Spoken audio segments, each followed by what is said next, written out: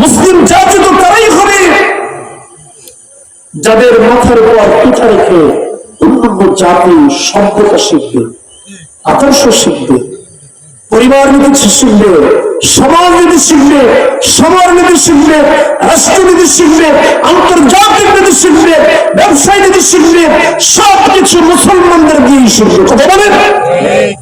অথচ আজকে মুসলিম জাতি তার নিজস্ব আল্লাহ তাআলার বিধানকে বাদ দিয়ে কালমার, স্নেলিন, মৌসুতুর, ডারউইনের, হেগেলের তৈরি করা মতবাদ আর মানব রচিত আইন বাস্তবায়ন করার জন্য মুসলিম আজকে মরিয়া হয়ে উঠেছে। কথা বলেন ঠিক কিনা?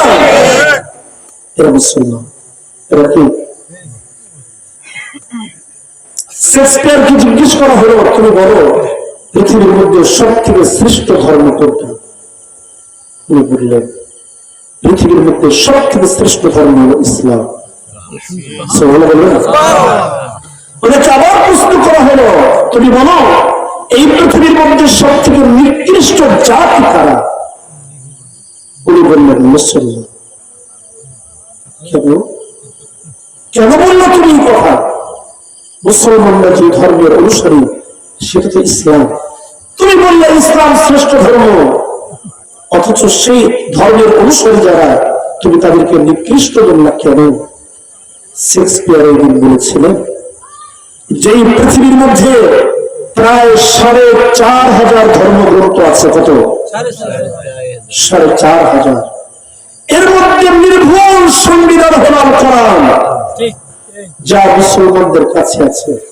মুসলিম জাতি তাদের সেই নির্ভুল আল্লাহ তাআলা প্রদত্ত মহাগ্রন্থ আল কোরআনকে বাদ দিয়ে মানব রচিত আইন বাস্তবায়নের জন্য আজকে পাগল করা, যেই কারণে তাম পৃথিবীতে মুসলিম জাতি আজকে মানুষের হোলি খেলার পুতুলে পরিণত হয়েছে। মুসলমানদের তৈরি আজকে মানুষ হোলি খেলে। কথা বলেন। ইসরায়েলের মতো একটা রাষ্ট্র, যার চতুর্দিকে মুসলিম রাষ্ট্রগুলি যদি এক হয় আর যদি বলে ফজরে আজান দিলে সবাই ইসরায়েলের দিকে ফিরে প্রসাব করবে, কি করবে? তাহলে ফজরে প্রসাব দিলে জোহরের আগে ইসরায়েল ভেসে যাওয়ার কথা। ভুল বললাম?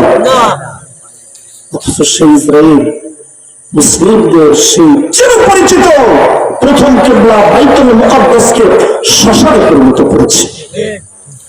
ফিলিস্তিনের ছোট্ট ছোট্ট বাচ্চারা ফুলের পাপড়ির মতো, গোলাপের পাপড়ির মতো ছোট্ট সন্তানদেরকে বিভিন্ন সুরের মাধ্যমে হাজারো সন্তানদেরকে দুনিয়ার থেকে বিদায় করছে।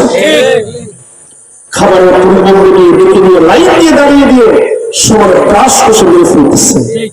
বাইতুল মুকাদ্দাসে রমজানের মতো এই পবিত্র রমজান মাস বাইতুল মুকাদ্দাসে মুসলমানদেরকে নামাজ পড়তে দেয়, অথচ অনেক মুসলিম রাষ্ট্রের সঙ্গে তাদের সুখ্যাতি এবং পিরিত আছে না নাই? কথা বলেন। মুসলিম জাতি নবী মুসলমান বাস্তব কর্মকাণ্ড দেখলে শয়তান হাসে।